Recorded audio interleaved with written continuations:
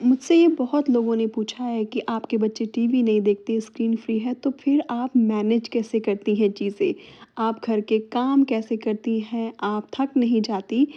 तो पहले मैं अपना इंट्रोडक्शन करवा देती हूँ। मेरा नाम अर्शी है, मैं इंडिया से हूँ और मेरे 2 बच्चे हैं, एक साढ़े 5 साल की बेटी है और एक 1 एंड हाफ ईयर ओल्ड का टॉडलर है।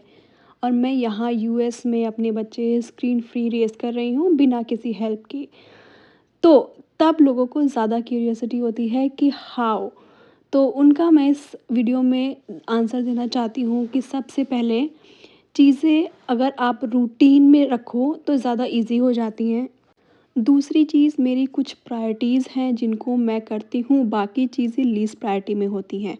तो पहली जो प्रायोरिटी होती है मेरी वो होती है कुकिंग, क्योंकि बच्चों को खाना चाहिए, मुझे खाना चाहिए सर्वाइव करने के लिए।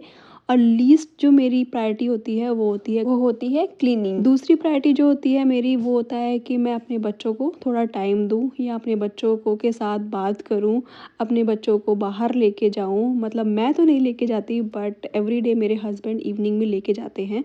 तो हमने कुछ-कुछ responsibilities as a husband wife बाँट रखी हैं जो हम करते हैं रिलीजियसली।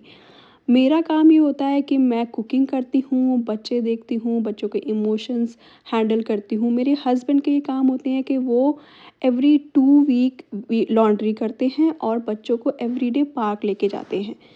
तो ऐसे हमारे स्क्रीन फ्री बच्चों का एक रूटीन बन गया है। उनको पता है कि इवनिंग पे उनको पार्क जाना ही जाना है। वहाँ 1 डेढ़ घंटे वो आराम से खेलते हैं, शाम को वापस घर आते हैं, खाना खाते हैं, थोड़ी देर वॉक करते हैं घर पे ऐसे ही और बस उनका बेड टाइम हो जाता है। जो सबसे ज़्यादा इम्पोर्टेंट है मैनेज करने में बच्चों को और खुद को, वो नंबर 1 चीज़ है स्लीप। मैंने हमेशा से डे 1 से अपने बच्चों की स्लीप को प्रायोरिटी में रखा हुआ है। मतलब मुझे ये है कि 8:30 उनका बेड टाइम हो जाना चाहिए।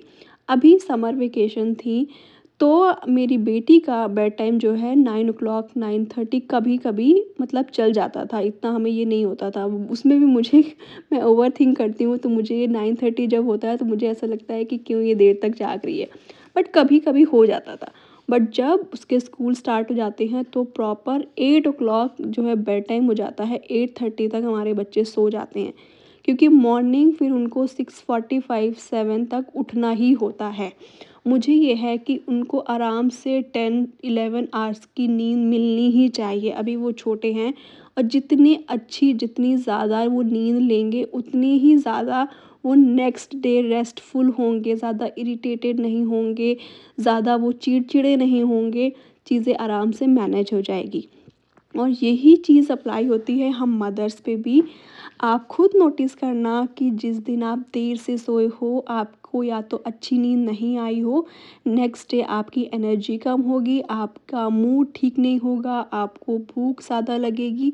वहीं जिस दिन आप टाइम पे सो गए हो 10-10:30 आपको अच्छे से नींद आई हो, नेक्स्ट डे आपका बहुत प्रोडक्टिव जाता है। अगर ये आपने नोटिस नहीं किया तो आप कर लेना। तो ये 2 चीज़ें हैं, बेड टाइम और बच्चों को पार्क लेके जाना, ये प्रायोरिटी में होती हैं मेरे। इससे ही आधी से ज़्यादा चीज़ें ठीक हो जाती हैं।